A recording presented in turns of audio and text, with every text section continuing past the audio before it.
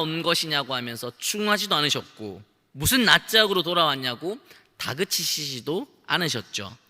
낭비한 돈을 다 변상하고 갚으라고, 지금 당장 갚으라고 이 아들을 몰아세우시지도 않았습니다. 아버지는 그저 돌아온 아들을 안아주고 받아주고 품어주고는 집에서 가장 귀한 옷을 그 아들에게 입히고 아들을 위해 아주 큰 잔치를 열어주었다라고 하는 이야기입니다. 자, 여기까지가 우리가 잘 알고 있는 탕자 이야기인데, 여러분 혹시 이 일을 겪은 이후에 둘째 아들이 과연 어떻게 살았을지를 생각해 보신 적이 있으신가요? 어떤 책에 보니까 이 둘째 아들이 이후에 어떤 삶을 살았다라고 하는 것을 이제 추측을 해서 기록해 놓은 책이 있더라고요. 네, 물론 저자의 상상에 의해서 기록된 픽션이지만 나름 생각할 거리를 제공해 주었습니다. 그 내용은 이렇습니다. 집으로 돌아왔지만 탕자는 마음이 편하지 않았어요. 아무것도 물어보지 않으시고 다시 돌아왔다는 사실만으로 자신을 받아주시고 품어주신 아버지께 미안한 마음, 죄송한 마음을 도저히 떨쳐버릴 수가 없었습니다. 그래서 뭐라도 해야 할 것 같았죠. 그래서 둘째 아들은 아버지 몰래 다시 집을 나갑니다. 그리고 자신이 탕진한 액수를 채우기 위해, 그 돈을 갚기 위해 정말 열심히 일했어요. 뒤도 돌아보지 않고 친구들과 연락도 다 끊어버리고, 누구와도 연락하지 않고 정말 열심히 일해서 돈을 끌어모았습니다. 그렇게 몇 년에 걸쳐서 일한 끝에 드디어 자신이 탕진한 그 금액, 그 돈 액수만큼을 다 채우게 되었고, 그 돈을 가지고 다시 집으로 돌아오게 되었죠. 그런데 돌아온 이 아들은 형에게서 충격적인 소식을 듣게 됩니다. 둘째 아들이 그렇게 집을 나간 후 아버지는 또다시 집 나간 아들을 기다리기 시작하셨어요. 답답하고 속상한 마음에 큰아들은 이제 그만 좀 하시라고 다그쳤지만 아버지의 완고함을 꺾을 수는 없었습니다. 그렇게 아들을 기다리느라 자신을 잘 돌보지 못한 아버지는 큰 병을 얻게 되셨고, 결국 아들을 기다리느라 자신을 잘 돌보지 못한 이 아버지는 돌아가시고 말았습니다. 그 소식을 들은 둘째 아들은 자신이 아버지를 2번이나 죽였다고 하는 죄책감, 그리고 죄송한 마음에 큰 절망감을 느꼈고, 그동안 수고한 것이 아무 소용이 없게 되었다고 하는 상실감에 빠져들게 되었습니다. 자, 여기까지가 그 내용이에요. 이 집 나간 아들은 아버지로부터 무한하고 무조건적인 사랑을 받은 아들로서 뭐라도 해서 자신이 범한 잘못을 만회하고 싶었습니다. 그리고 이제부터는 아버지에게 듬직하고 멋진 아들의 모습만 보여주고 싶었어요. 그래서 정말 마음을 다잡고 주어진 시간을 허비하지 않고 딴 생각하지 않고 아버지만을 생각하면서 아버지께 효도할 것만 생각하면서 정말 최선을 다해서 일했습니다. 근데 아버지는 더 이상 아들을 기다려주지 못했다고 하는 내용입니다. 지어낸 이야기지만 충분히 가능한 일이고 또 누구나 공감할 수 있을 법한 내용이라는 생각이 듭니다. 저 역시 이 책을 읽으면서 참 공감되는 부분들이 많았어요. 그래서 비록 지어낸 이야기이긴 하지만 이 이야기를 마주하면서 다시 집을 나간 둘째 아들이 어리석다, 무지하다, 그런 생각보다는 참 이런 상황이 안타깝다라는 생각을 했던 것 같습니다. 그러나 우리가 아무리 이 내용을 마주하면서 안타깝게 생각하고 또 아쉽다는 마음이 들더라도 변하지 않는 사실이 하나 있어요. 이 둘째 아들의 행동은 여전히 아버지의 마음을 제대로 살피지 못한, 그리고 깊이 헤아리지 못한 생각에서 비롯된 행동이었기 때문에 지혜롭지 못한 생각이라고 하는 거예요. 그리고 인정하기 쉽겠지만 또 부인하고 싶겠지만 이러한 행동은 우리에게 제법 익숙하고 또 자연스러운 행동입니다. 오늘 본문의 말씀을 통해 이 문제를 좀 더 진지하게 마주해 보려고 합니다. 우리가 방금 살펴본 둘째 아들에 관한 이야기와 오늘 본문에 등장하고 있는 다윗에 관한 말씀, 더불어 그들과 전혀 다르지 않은 우리의 연약한 실상을 다시 한번 마주하면서 우리의 결단과 우리의 다짐보다 말씀을 앞세우고 하나님께서 원하시는 그분의 뜻에 순종함으로 우리 하나님께 영광 돌리며 살아가시는 우리 새벽에서 천들이 될 수 있기를 주님의 은혜에 의지하여 간절히 소망합니다. 자, 오늘 본문에 보시면 다윗은 나단 선지자를 부릅니다. 그리고 하나님께 자신이 뭔가를 해드리고 싶어하는 마음을 지금 표현하고 있어요. 먼저 이때가 언제인가를 주목할 필요가 있는데 우리 오늘 본문 1절 말씀을 같이 한번 읽어보도록 하겠습니다. 1절 말씀 함께 읽습니다. 여호와께서 주위의 모든 원수를 무찌르사 왕으로 궁에 편안히 살게 하신 때. 자, 여기 나오는 왕은 다윗이죠. 본문은 이 다윗이 평안하게 살 때를 배경으로 하고 있습니다. 다윗이 어떻게 평안하게 살 수 있었나요? 다윗을 대적하는 원수들이 없는 거예요. 주변에 있는 모든 원수들을 물리쳤기 때문에 다윗은 왕궁에서 평안하게 살아갈 수 있었습니다. 자, 근데 본문에 보시면 평안히 살고 있는 다윗이 철저하게 수동적인 존재로 언급되고 있어요. 우리는 지금 다윗에 관해 이야기하고 있고 또 다윗이 행한 일에 대해서 살펴보고 있지만 오늘 본문은 이 다윗이 아니라 여호와 하나님을 전면에 내세우면서 시작되고 있습니다. 그리고 그 하나님으로 인해 다윗이 누리게 된 것들을 설명하고 있죠. 하나님이 다윗의 모든 원수를 물리치셨고 그 하나님으로 인해 다윗은 왕궁에서 편안히 살 수 있게 됐어요. 자, 이런 사실을 통해 본문은 단순히 다윗이 왕궁에서 평안히 살았다고 하는 것을 증거하려고 하는 것이 아니라 하나님께서 다윗 주변에 있는 모든 원수들을 물리쳐 주셨기 때문에 다윗이 왕궁에서 평안히 살 수 있었다라고 하는 사실을 증거하고 싶은 거예요. 다윗이 누리고 있는 모든 것은 다윗이 가지고 있는 힘, 다윗의 능력, 다윗의 탁월함 때문에 주어지고 성취된 것이 아니라 하나님으로 인해 가능했다고 하는 것을 분명하게 짚어주고 있는 것이죠. 하나님을 알면 알수록, 하나님과 그분의 사랑을 마주하면 마주할수록 우리는 이러한 사실을 절감하게 됩니다. 지금 자신이 누리고 있는 모든 것들이 스스로 노력한 결과이고 나 스스로 수고하고 헌신한 것에 대한 보상이라 생각하며 살았어요. 근데 하나님을 믿고 보니, 나를 향한 하나님의 사랑과 인도하시는 그분의 손길을 깨닫고 보니 내가 지금 누리고 있는 모든 것들은 도저히 내 힘으로, 내 자신의 능력으로는 누릴 수 없는 것들이에요. 모든 게 다 하나님께서 경험하게 하신 복이었고 하나님이 마주하게 하신 결과였고 그분이 나에게 베풀어 주신 보상이었던 거죠. 내가 할 수 없는 것들을 하게 하시고 누릴 수 없는 것들을 누리게 하시고 갈 수 없는 길을 걸어가게 하신 하나님의 사랑, 여러분 우리는 이것을 은혜라고 고백합니다. 다윗도 이런 사실, 즉 자신이 하나님께로부터 은혜를 받았다는 사실을 알고 있었어요. 자, 그래서 다윗은 나단 선지자를 불러서 한 가지 큰 결단을 지금 털어놓게 되는데요, 우리 본문 2절과 3절 말씀 같이 한번 읽어보도록 하겠습니다. 2절 3절 말씀 함께 있습니다. 왕이 선지자 나단에게 이르되 볼지어다 나는 백향목 궁에 살거늘 하나님의 궤는 휘장 가운데에 있도다. 나단이 왕께 아뢰되 여호와께서 왕과 함께 계시니 마음에 있는 모든 것을 행하소서 하니라. 당시 건물을 지을 때 사용했던 최고의 목재가 바로 백향목이었다고 합니다. 이 백향목으로 만든 궁은 웅장하고 튼튼하고 멋진 최고의 건축물이었죠. 다윗은 자신이 이렇게 백향목으로 만든 멋진 건축물에 살고 있는데 정말 화려한 구조물 속에서 자신은 보호받으며 평안히 잘 살고 있는데 하나님은 휘장 가운데 있는 것이 속상했어요. 휘장은 지성소를 가리고 있는 큰 막입니다. 다윗은 하나님이 그 큰 막으로 가려진 지성소 안 하나님의 궤 위에 존재하신다고 생각했어요.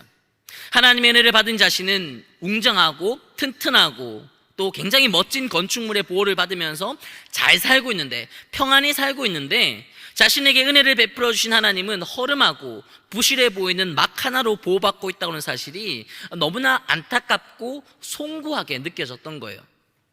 그래서 다윗은 더 화려하고 더 웅장하고 더 튼튼한 하나님의 집, 하나님의 성전을 짓고 싶었습니다. 적어도 하나님께서 계신 곳이라면 자신의 왕궁보다 더 탁월한 건축물이어야 한다고 생각했어요. 그리고 그런 마음을 당시 하나님의 말씀을 증거해 주었던 나단 선지자에게 내비친 것이죠. 다윗의 그러한 의도를 간파한 나단 선지자는 여호와 하나님께서 왕과 함께 계시니 왕의 마음에 있는 것을 행하십시오, 그렇게 말해요. 반대할 이유가 없었죠. 나단 선지자가 보기에 하나님을 생각하고 이 하나님께 더 좋은 것을 드리고 싶어하는 다윗의 의도는 분명히 선한 의도였기 때문입니다. 다윗의 이러한 생각은 뜬금없고 생뚱맞은 생각이 아니라 하나님께 은혜를 받았다는 사실을 알고 있는 자에게서 나타나는 지극히 당연한 모습이에요. 하나님께 은혜를 받았다고 생각하니 그 은혜를 베풀어 주신 하나님을 더 잘 섬기고 하나님께 더 좋은 것을 들어서 베풀어 주신 은혜를 갚고자 하는 선한 마음이 생기는 것이죠. 이러한 마음을 충분히 이해할 수 있었고 또 지극히 당연한 반응인 것처럼 생각되었기 때문에 나단 선지자는 다윗의 그 마음이 하나님을 향한 선한 마음이라고 생각하고 다윗의 마음에 있는 대로 행하라고 했던 것입니다. 자, 근데 문제는 다윗의 그 마음이 하나님께서 원하시는 생각은 아니었다고 하는 거예요. 우리 본 말씀을 통해서 확인해 봅시다. 5절부터 7절까지 말씀인데요, 우리 같이 한번 읽어보도록 하겠습니다. 함께 있습니다. 가서 내 종 다윗에게 말하기를 여호와께서 이와 같이 말씀하시되 내가 나를 위하여 내가 살 집을 건축하겠느냐.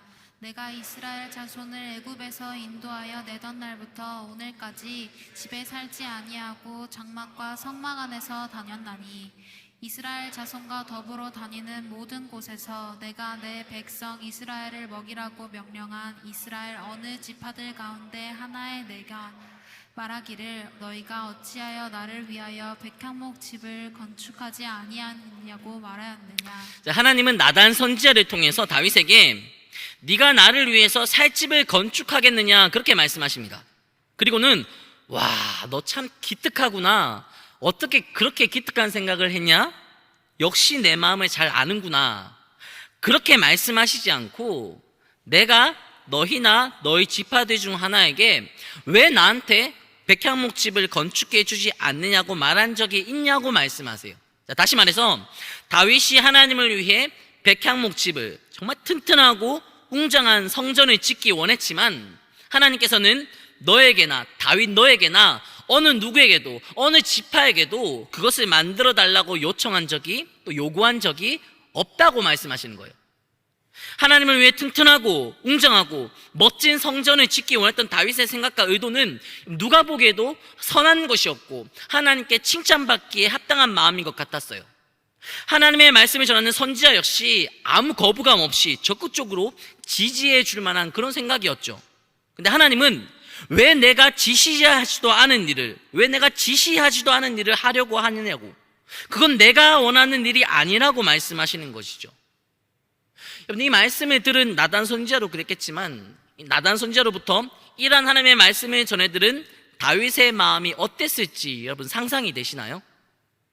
하나님께 받은 은혜가 감사해서 하나님께 좋은 걸 드리고 싶었어요. 그래서 하나님을 위해 백향목 성전을 짓고 싶다고 한 것이고 당연히 하나님께서 기뻐하실 줄 알았습니다. 근데 하나님은 내가 언제 그런 걸 만들어 달라고 했냐고 하시면서 다윗 너는 성전을 지을 수 없다고 말씀하십니다.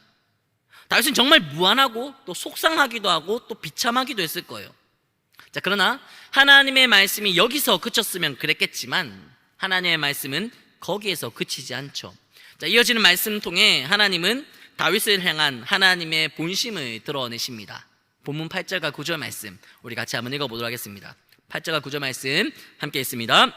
그러므로 이제 내 종 다윗에게 이와 같이 말하라. 만군의 여호와께서 이와 같이 말씀하시기를 내가 너를 목장 곧 양을 따르는 데에서 데려다가 내 백성 이스라엘의 주권자로 삼고 내가 가는 모든 곳에서 내가 너와 함께 있어 내 모든 원수를 내 앞에서 멸하였은즉 땅에서 위대한 자들의 이름같이 내 이름을 위대하게 만들어 주리라. 자, 하나님은 지금 다윗에게 하나님께서 지금까지 다윗에게 베풀어 주신 은혜에 대해서 말씀하고 계십니다.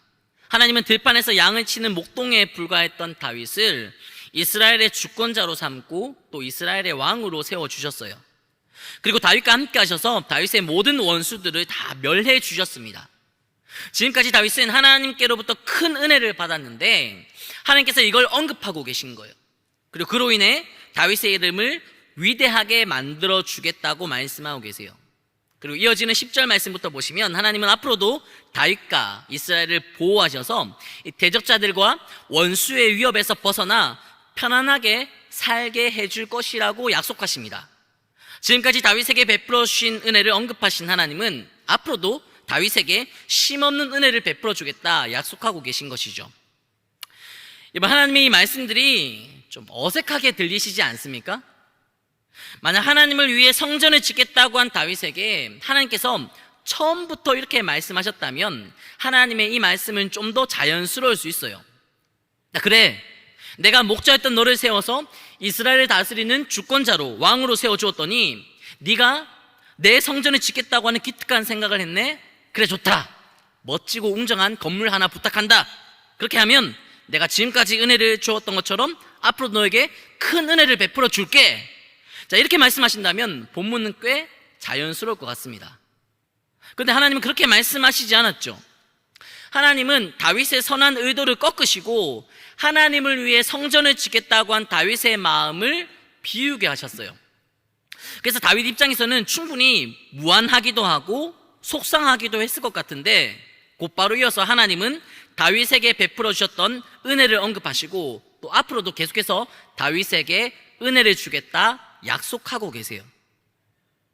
아니, 다윗의 의도를 꺾으시고 성전을 짓겠다는 다윗의 마음을 내려놓게 하셨다면 내가 바라지도 않는 생각 그만하고 이제 말 좀 잘 들으라고 하는 경고로 매듭을 지으시는 게 더 자연스럽지 않았을까요? 야, 내가 언제 백향목 성전을 지어달라고 했냐? 라고 하신 후에 이제 다시는 그런 생각하지 마라. 내가 필요한 게 있으면 나단 선지자 보내서 말할 테니까 너는 내 말만 잘 듣고 내가 하라는 것만 하면 돼. 그렇게 말씀하시면 다윗은 기분이 좀 나빴겠지만 말씀을 읽는 우리는 본문을 좀 더 이해하기 쉬웠을 거예요. 근데 하나님은 이렇게 말씀하시지도 않았죠. 하나님은 백향목 왕궁보다 더 튼튼하고 더 웅장한 성전을 짓기 원했던 다윗의 계획이 좌절되게 하시면서 동시에 그에게 임했고 또 앞으로도 임할 하나님의 은혜를 약속하고 계십니다. 여러분, 다윗에게 이렇게 말씀하고 계신 하나님의 의도를 이해하시겠어요? 하나님은 지금 다윗에게 하나님께서 베풀어 주시는 은혜에 대해 그 은혜의 본질에 대해서 가르쳐 주고 계신 거예요. 하나님은 다윗에게 은혜 받을 만한 자격이 있어서 은혜를 베푸신 것도 아니고 그가 은혜 받기에 합당한 신분이었기 때문에 은혜를 주신 것도 아니에요. 자격과 신분으로 은혜를 받을 수 있다면 가정에서 막내였음에도 불구하고 사랑받지 못하고 귀히 여김받지 못하고 홀로 들판에서 양치는 일을 도맡아야 했던 다윗은 도저히 은혜를 받을 수 없는 사람입니다. 그렇게 왕이 되기 위해 어떠한 준비도 되어 있지 않았고 전혀 어울리지 않는 일을 감당하며 외롭고 천대받으며 살아왔던 다윗이 전적인 하나님의 은혜로 이스라엘의 왕이 됐어요. 그런데 이런 하나님의 은혜는 다윗이 왕이 됐다고 끝나는 것이 아니라 앞으로도 계속해서 이어질 거예요. 그리고 지금까지 그랬던 것처럼 앞으로도 다윗이 뭔가를 했기 때문에 백향목 성전을 지었기 때문이 아니라 착하고 의롭게 살거나 선행을 실천했기 때문이 아니라 무조건적으로 계속해서 이어질 거예요. 이거 명심하라는 겁니다. 여러분, 우리는 받은 은혜에 관해서는 반드시 기억하고 그 은혜를 갚아야 한다는 생각에 익숙합니다. 그래서 아이들이 읽고 있는 동화책에 보면 은혜 갚은 개미도 나와요. 은혜 갚은 까치도 나옵니다. 은혜 갚은 사슴도 나와요. 이렇게 은혜를 갚은 수많은 동물들이 등장합니다. 게다가 TV나 영화에 보면 은혜를 기억하고 갚은 사람들이 얼마나 복받고 잘 사는지와 더불어서 이 은혜를 잊어버리고 갚지 않는 자들이 얼마나 망하고 추락하게 되는지에 대한 내용으로 넘쳐납니다. 그러나 우리에게 은혜를 베풀어 주신 하나님께서 우리에게 바라시는 것은 우리가 은혜를 갚는 게 아니에요. 우리가 그 크신 하나님의 은혜를 어떻게 갚습니까? 무슨 수로 갚아요? 착하고 선한 일을 해서 은혜 받았다면 더 착하고 더 선한 일을 실천하면 되겠죠. 좋은 일을 하고 희생하고 봉사해서 우리가 은혜 받은 것이라면 더 좋은 일과 함께 희생과 봉사도 더 많이 이어가면 되겠죠. 뭔가를 들여서 은혜를 받은 것이라면 무리가 되고 힘은 들겠지만 더 좋은 목재로 성전을 지어드리면 돼요. 근데 그렇게 해서 은혜를 받은 게 아니잖아요. 은혜 받기 위해 한 일이 아무것도 없고 어떤 것도 갖추지 못한 우리가 아무 자격 없이 무조건적으로 은혜를 받았는데 그 은혜를 우리가 어떻게 갚습니까? 불가능합니다. 그래서 애당초 하나님은 우리에게 은혜를 갚으라고, 은혜를 갚기 위해 뭔가를 하라고 요구하거나 말씀하시지 않아요. 다윗에게도 똑같은 거죠. 다윗, 네가 뭔가를 해서 네가 선택받게 된 게 아니라고 하는 거 기억하라는 거예요. 네가 아무 자격 없을 때, 어떤 자격도 내세울 수 없는 상태일 때, 목동에 불과했을 때 내가 너를 지명하여 불렀다고 하는 걸 잊지 말라는 거죠. 그리고 앞으로도 나는 다윗, 네가 뭔가 특별하거나 탁월하거나 성전을 지었다는 것 때문이 아니라 무조건적으로 은혜를 베풀어 줄 것이니 이거 기억하며 살라는 겁니다. 그렇다면 하나님이 다윗에게 바라시는 건 분명합니다. 하나님이 다윗에게 바라시는 건 다윗이 하나님께 주목하며 사는 거예요. 뭔가를 해야 한다고 하는 의무감이나 부담감, 그런 거 다 내려놓고 그저 하나님 앞에 나와서 하나님께 눈 맞추고 하나님의 말씀을 듣고 하나님과 교제하면서 하나님으로 인해 세상에 줄 수 없는 평안을 누리고 하나님만이 줄 수 있는 은혜와 사랑을 흡족하게 받아 누리면서 하나님 안에서 기뻐하고 하나님으로 말미암아 즐거워하고 행복하게 사는 거예요. 말씀을 시작할 때 탕자 이야기를 했었죠. 집에 돌아온 탕자가 아버지에게 은혜를 받았습니다.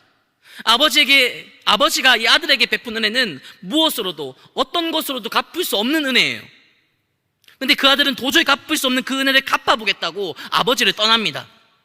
아버지가 아들에게 바라는 것은 아버지와 함께 사는 거고 아버지와 함께 교제하고 이제 아버지 안에서 평안을 누리고 아버지와 행복하게 쭉 살아가는 거예요. 근데 그런 아버지의 본심을 모르고 아버지가 바라지도 요구하지도 않은 의무감, 부담감의 짐을 짊어지고서는 결국 갚지도 못할 은혜를 갚겠다고 집을 떠나서 아버지를 2번이나 죽이고 만 것이죠. 여러분, 저희 집에는 저랑 똑같이 생긴 여자아이가 하나 있습니다. 신기하죠? 저를 닮았는데 여자래요.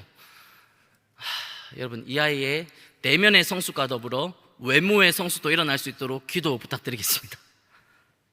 네, 이 아이 이름이 은채예요. 은채가 편지 쓰는 걸 굉장히 좋아합니다. 그래서 저에게 애정 표현이 담긴 편지를 자주 써줘요. 우주 최고의 미남인 아빠에게, 아빠, 내가 아빠 사랑하는 거 알지? 아빠도 나 사랑해줘. 이런 편지를 자주 색종이에 적어서 이제 써줍니다. 네, 이 아이가 이 편지를 왜 자꾸 저한테 써줄까요? 아빠가 엄마는 사랑하는데 자기는 사랑하지 않는다고 생각하는 거예요. 네, 사실 저는 제 아내를 정말로 사랑합니다. 근데 아내 못지않게 이 딸 은채도 정말 많이 사랑해요. 여러분, 제가 제 딸 은채를 사랑하지 않을 것이라고 생각하시는 분 계신가요? 아무도 없죠. 아빠가 딸을 사랑한다고 하는 것은 굳이 말하지 않아도 누구나 알고 또 누구나 이해하고 공감할 수 있는 너무나 당연한 사실이에요. 근데 은채는 그걸 믿지 않아요. 그래서 아버지의 사랑을 받기 위해 또 아빠의 사랑을 확인받고 싶은 마음에 계속 사랑한다, 나도 사랑해달라라고 하는 편지를 쓰는 거죠. 그렇게 편지를 써주면 아빠가 그 편지를 보고 자기를 사랑해 줄 것이라고 확신합니다. 은채가 사랑해달라고 쓴 편지를 보면 안타깝고 가슴이 먹먹할 때가 많아요. 아빠는 은채가 편지를 써줘서 사랑하는 것도 아니고 은채가 그 작고 작은 아이가 뭔가를 해 주었기 때문에 사랑하는 것도 아닙니다.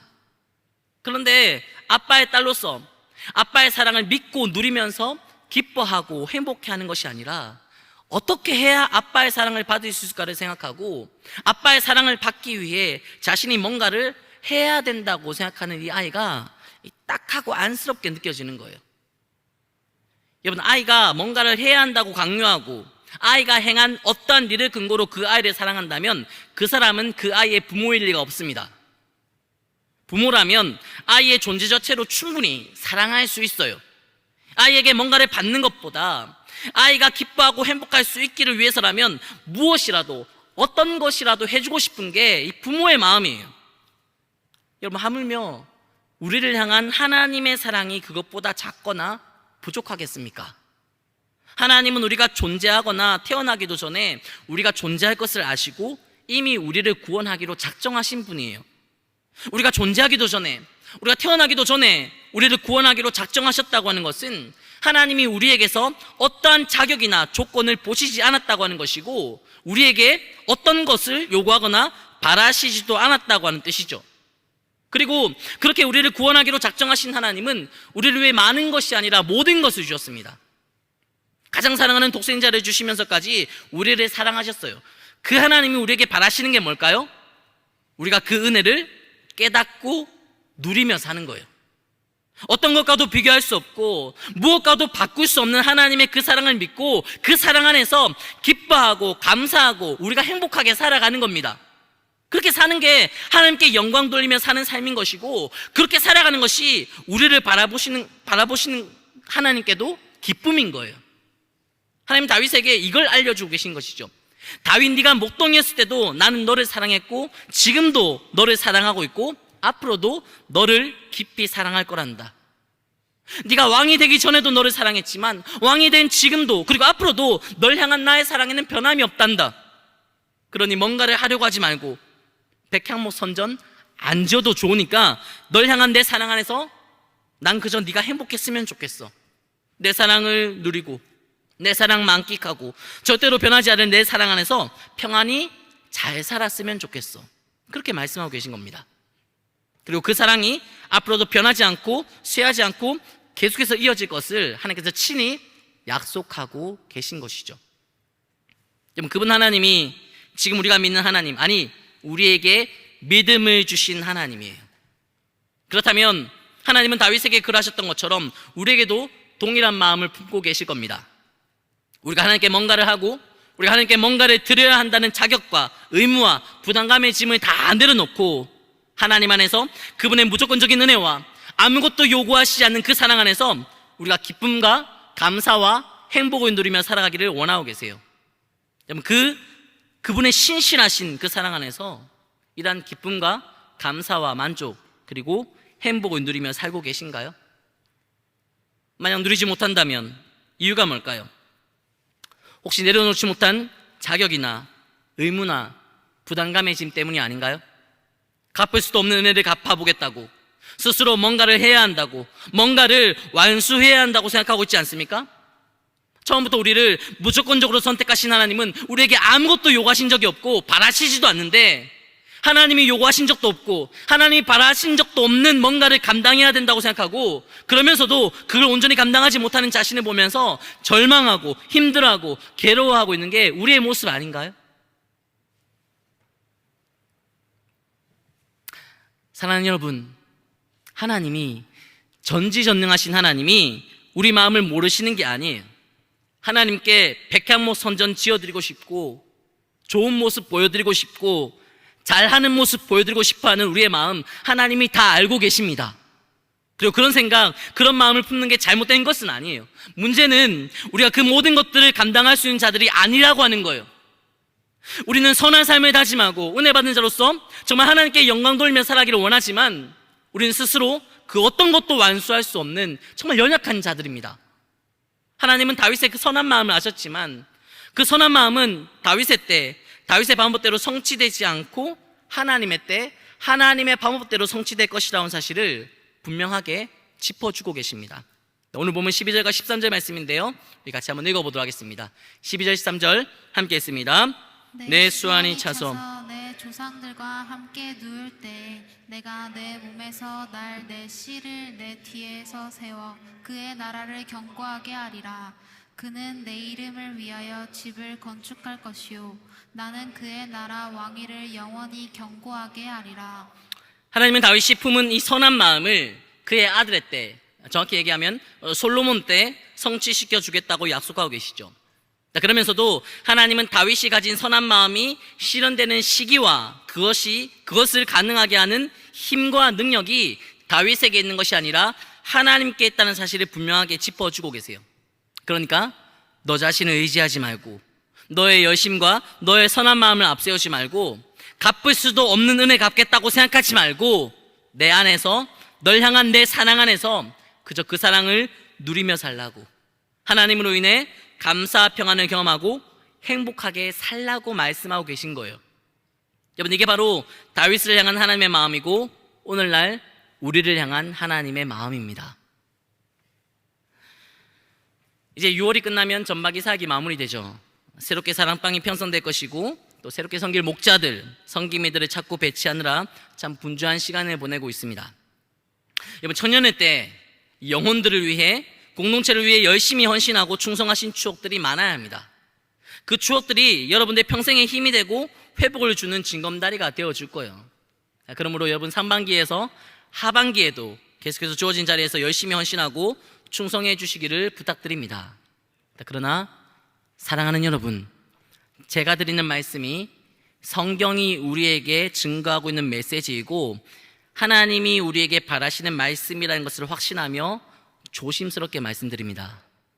여러분, 하나님은 여러분들이 섬김이로, 목자로, 이 모양 저 모양으로 충성하고 헌신하는 것보다 여러분들이 행복하기를 더 원하고 계십니다. 우리가 뭔가를 해야 한다고 하는 부담감이나 의무감을 가지면서까지 충성하고 헌신하려고 하는 마음, 그 마음 하나님 다 알고 계세요. 그러나 우리의 남다른 노력이나 탁월한 헌신이 하나님을 기쁘시게 하는 게 아니라 하나님으로 인해 기뻐하고 하나님으로 인해 감사하며 살아가는 우리의 모습, 그리고 그 하나님 안에서, 그분의 사랑 안에서 행복하게 신앙생활하는 우리의 모습이 하나님을 기쁘시게 하는 겁니다. 왜냐하면 하나님은 우리가 뭔가를 감당하기 때문에, 우리가 뭔가 탁월하기 때문에, 우리가 어떤 자격을 갖추거나 뭔가를 노력하기 때문에 우리를 사랑하시는 것이 아니라 우리의 존재 자체로 우리를 사랑하시고 우리에게 뭔가를 받기보다 모든 것을 주기를 원하시고 실제로 모든 것을 아낌없이 내어주신 우리의 아빠, 아버지 되시기 때문입니다. 힘들게 부담감 가지고 죄책감 느끼면서 뭔가를 감당하려고 하는 우리의 모습은 하나님을 기쁘시게 하는 것이 아니라 하나님을 근심하게 하고 자기 자신은 더 소진되게 만들 뿐이에요. 그러므로 사랑하는 여러분, 하나님을 위해 뭔가를 하려고 하기 전에 나를 향하신 하나님을 먼저 깊이 만나시고 그분의 은혜와 사랑을 먼저 흡족하게 누리시는 여러분들이 되시기를 바랍니다. 그럴 때 우리가 누리고 있는 그분의 은혜와 그분의 사랑을 보여줄 수 있고 증거할 수 있고 나누어 줄 수 있어요. 그리고 그럴 때 의무감으로, 부담감으로가 아니라 그분이 허락하시는 은혜와 사랑으로 무슨 일이든지 기쁨으로, 감사함으로 감당할 수 있습니다. 믿음의 공동체는 하나님의 은혜와 사랑을 전하고 계승하고 보여주는 이러한 섬김의 선순환을 통해 존속되고 또 성장해 가는 거예요. 여러분, 하나님은 우리에게 갚으라고 은혜를 주신 게 아니에요. 우리의 모든 것 되시는 하나님 안에서 누리라고 은혜를 주신 겁니다. 그러므로 뭔가를 감당해야 한다고 하는 강박을 이제 내려놓고 스스로 짊어지고 있는 의무감과 부담감의 짐도 여러분 이제는 내려놓으시고 무엇보다 하나님의 그 크신 은혜와 사랑을 흡족하게 받아 누리는 여러분들이 되시기를 바랍니다. 그로 인해 절대로 정체되거나 폄하될 수 없는 하나님의 은혜와 사랑이 끊임없이 흐르고 흘러서 여러분들에게는 기쁨과 감사와 행복을 가져다주고 섬기는 사랑방은 살아나고 우리 새벽의 공동체는 회복되는 놀라운 역사가 올 한 해 우리 공동체 가운데 충만히 목격되어지기를 주님의 은혜에 의지하여 간절히 소망하고 축복합니다. 자리에서 일어나셔서 우리 결단 찬양하시고 이렇게 찬양하고 기도의 자리로 나갑시다.